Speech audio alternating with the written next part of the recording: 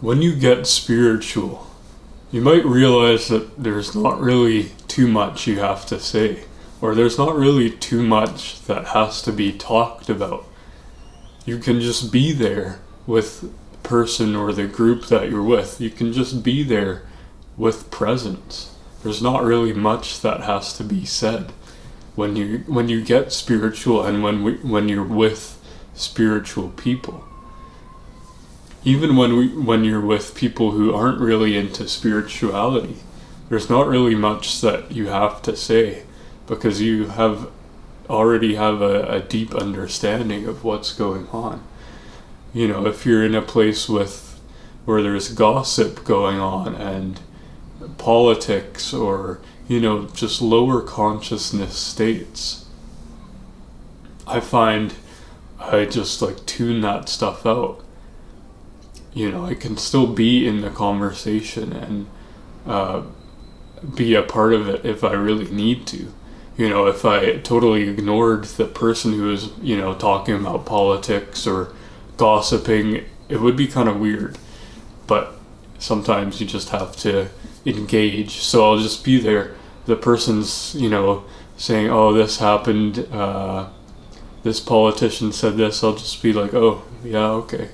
I can kind of be there, but not engage in those lower kind of states of consciousness. So there's not really too much you have to say. When I do say a lot is on these videos because I have to transmit these messages. And when people actually start talking about spirituality or higher things that actually serve the human, like discussions that actually serve the human, like spirituality, mindfulness, emotional regulation, things like that, things that actually serve the human. I really get engaged with those, and I'll talk a lot. That's when there's a lot to say. Throughout my life, whenever people have started gossiping or talking politics, or just kind of low down stuff, talking about body count, stuff like that, I just tune that out. I'll just, go into a trance state or slip into a meditation state and just kind of stare off into the distance. Because that stuff, it doesn't serve us on this spiritual journey. It really doesn't serve us. And, in life we end up being in proximity to these kind of discussions, these conversations that are sitting at this lower state of consciousness. And these are just lessons, life lessons that we have to be present for. I remember one time in trade school when I was doing my training to become an electrician. I was sitting at a outdoor picnic table, a metal picnic table on the campus, and we were eating lunch. And I was with a few friends from my class, and these other two guys came over from a different class. I kind of knew them. And they came over and sat down before the conversation was totally normal, and then one of the guys just starts talking right off the bat, almost as soon as they sit down, starts talking about, oh yeah, I went and hooked up with this girl last night, and she did this, I called her these names, he's talking about all these terrible things he did and bragging and laughing about them like they're some huge achievement. And he just kept talking about this stuff, and I just left.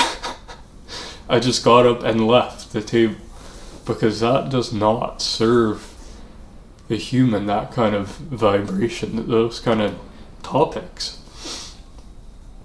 I just left. So we have choices in these kind of situations to an extent, right? We can always leave a conversation and back out if we really need to. But, you know, when you're with someone spiritual, when you're with someone who's like mindful and actually chooses higher states of consciousness, you know, that's where they sit. There's not really too much that has to be said. Like, you could just sit in silence, and there would be understanding there. You know, a deep spiritual understanding. This is kind of like the guru disciple dynamic, or the Zen teacher to disciple. You know, the teacher might just sit there in silence, and if the student asks him a question, then he's either silent or he answers effectively. You know, there's this language that we speak. It's sacred, right? It's one of the most powerful ways we have to communicate. You know, we do have telepathy and that kind of thing, but this is the most widespread form of communication we have access to now. And so it should be treated like it's sacred, but it's not, right? It's abused by the population. So I believe that we should respect our language. We should respect the words that we use, because it's easy for us to like misconstrue them and, you know, go babbling on about stuff that doesn't really matter or that doesn't really serve us. So when we actually say less, not saying that you have to be antisocial or introverted, it's just like we have to use our words effectively. I know at dinner, a lot of times, like dinner with my family, we're here at a resort in Mexico. With dinner with the family, they'll be talking about this, that, politics, you know, some gossip here and there. I'll just be sitting there kind of like tuned out.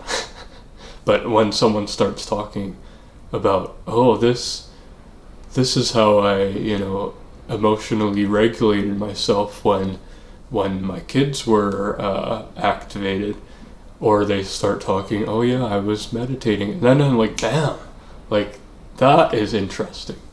That is something that serves the discussion, that serves the group around the table.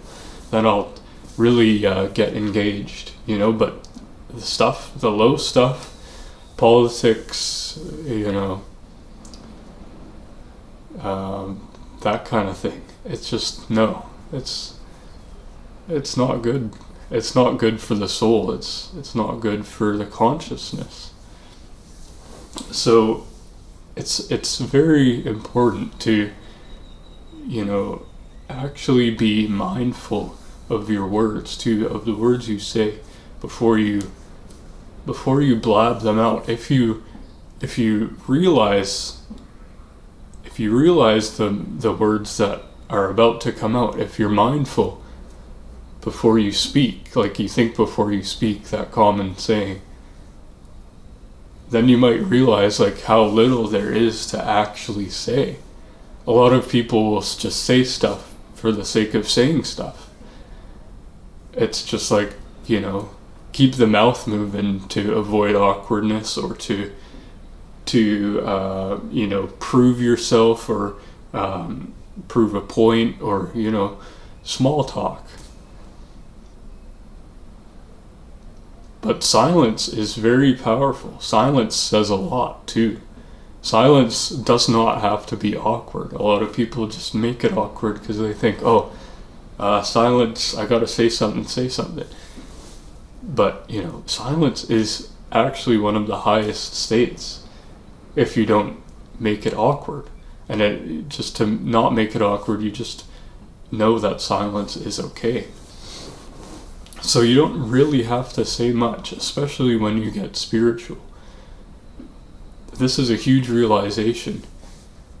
There's not really too much to say, except when discussions get into things that actually serve us, that actually serve the human being, things that actually serve the soul, that actually, like, these higher level discussions can heal us, and these lower level discussions can actually harm our being, right? These vibrations are in the words. These vibrations are in the conversation. If you're at a dinner table and the conversation gets argumentative, you can feel that vibration, flowing kind of around you, or even in you or near you, right? But if a conversation is high and, a loving conversation, or talking about spirituality, you can feel that higher level of vibration too. Right? So these conversations are powerful. So we just have to know that we don't have to say so much.